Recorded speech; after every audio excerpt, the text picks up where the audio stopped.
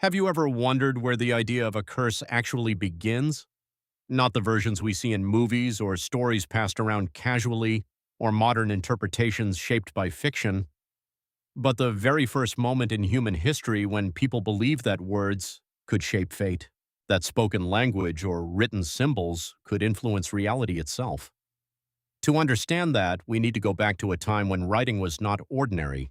It was not casual. It was not something used for convenience or entertainment. It was sacred. In the earliest known civilizations, writing was treated as something powerful enough to carry meaning beyond communication. It was believed that words did not simply describe reality, they could affect it. And from that belief emerged one of the oldest and most fascinating ideas in human history, the curse. But in its original form, a curse was not entertainment. It was not mythology in the modern sense. It was not fiction. It was a warning mechanism, a boundary, a form of protection written into reality using language. To the people who created them, curses were not symbolic. They were functional. They were meant to stop action before it happened. They were meant to influence behavior through fear of consequence. And most importantly, they were believed to work. One of the earliest places where we find evidence of curse-like thinking is in ancient Mesopotamia, one of the world's first civilizations. This is where writing systems like cuneiform first appeared. And in those early societies, writing was not widespread. It was reserved for administration, religion, and sacred purposes, which means when something was written down, it carried authority.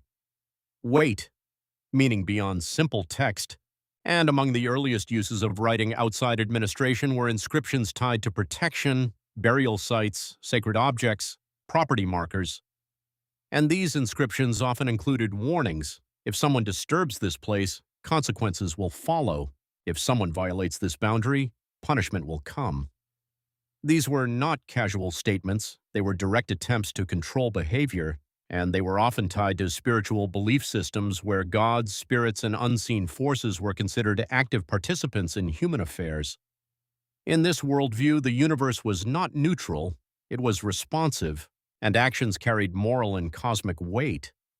So when someone wrote a curse, they were not simply threatening. They were invoking a belief system that already assumed consequences could extend beyond human enforcement. One of the most common early uses of curses was in burial sites.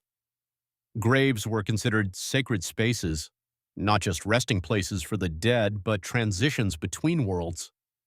Disturbing them was seen as a violation of both physical and spiritual order, and so inscriptions were placed to deter anyone who might attempt to open, steal from, or damage these sites.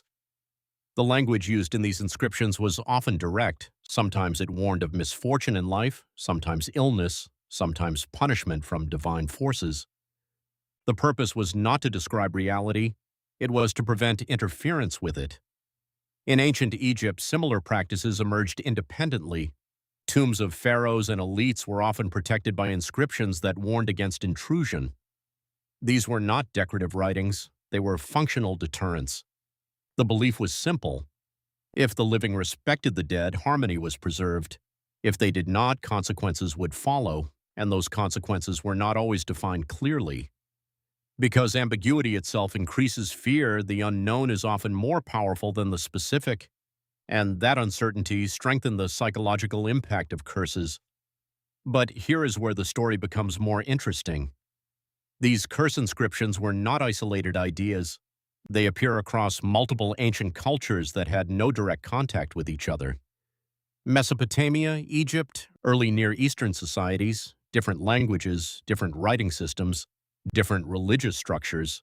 Yet the same concept appears again and again, written warnings tied to supernatural or unavoidable consequences. This suggests something deeper than coincidence. It suggests a shared human instinct, the instinct to use belief as a form of control.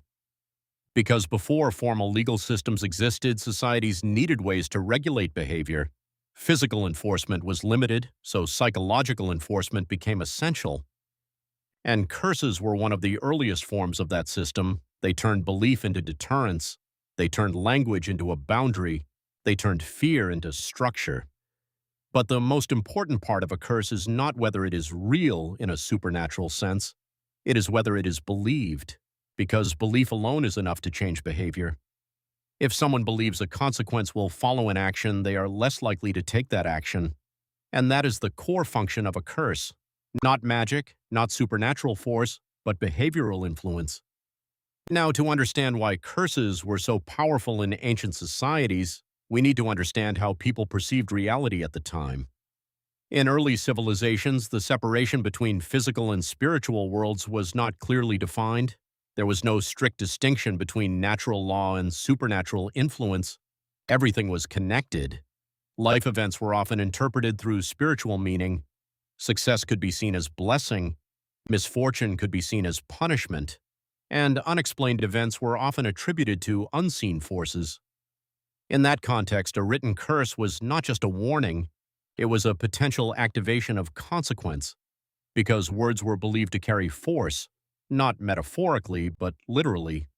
So when someone read a curse inscribed on stone or clay, it was not just information, it was a signal of risk, a trigger of caution, a psychological barrier. And in many cases, it worked exactly as intended. People avoided sacred sites, they respected boundaries, they refrained from interference, not because of law enforcement, but because of belief. However, curses also reveal something deeper about human psychology. They show how fear can be structured into systems of control. When people cannot guarantee physical protection, they rely on psychological deterrence, and curses were one of the earliest forms of this strategy. But over time, as societies became more complex, legal systems began to replace spiritual warnings, laws replaced divine threats, courts replaced curses, governance replaced belief-based enforcement. But the underlying mechanism did not disappear, it simply evolved. Even today, modern systems still rely on similar principles: warnings on products, legal disclaimers, rules and penalties. All of these function in a similar way. They influence behavior by establishing consequences before action is taken. The structure is different, but the psychology is the same, and that brings us to a deeper realization. The oldest curse in history is not just about ancient fear, it is about early human understanding of influence. The understanding that behavior can be shaped not only by force but by expectation. That what people believe will happen can be as powerful as what actually happens. And that language is one of the most effective tools for shaping that belief. Now, when archaeologists discover ancient curse inscriptions today, they often analyze them as artifacts of superstition, as relics of a pre-scientific worldview. But if we look at them more carefully, they reveal something more universal.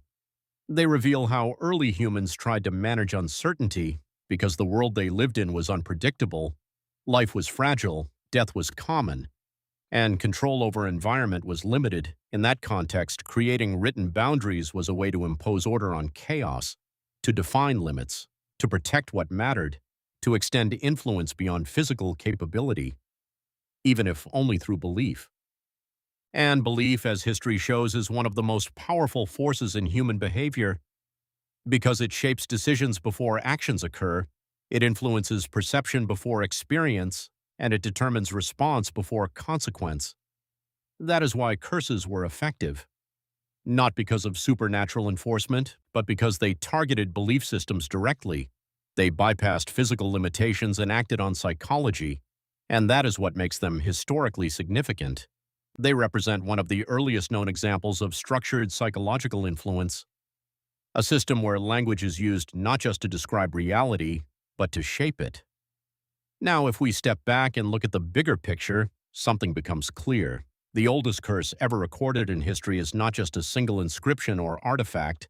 It is a pattern of human behavior, a reflection of how early societies understood power, not just physical power, but informational power, the power of words, the power of belief, the power of consequence imagined before it occurs. And even though we no longer carve curses into stone in the same way, the underlying idea still exists in modern life. We still use warnings to shape behavior. We still use consequences to enforce rules. We still rely on language to influence decisions. Because the mechanism never disappeared, it evolved. So when we look back at the earliest curses in human history, we are not just looking at superstition, We are looking at the foundation of behavioral control systems. We are looking at early psychology before psychology was defined.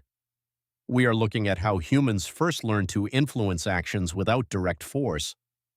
And in that sense, the oldest curse ever recorded is not just an ancient warning carved into stone.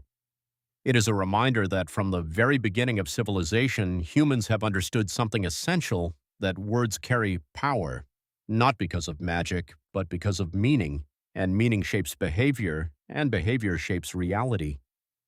And that is why even today, thousands of years later, the idea of a curse still holds fascination. Because at its core, it was never really about fear of the supernatural. It was about understanding how fragile human behavior really is, and how easily it can be shaped by what we believe might happen next. And that realization is perhaps the most powerful legacy of all, because the oldest curse in history was never just about punishment, it was about control, protection, and the early human attempt to bring order into a world that was still largely unknown, and in that attempt, they discovered something that still defines us today.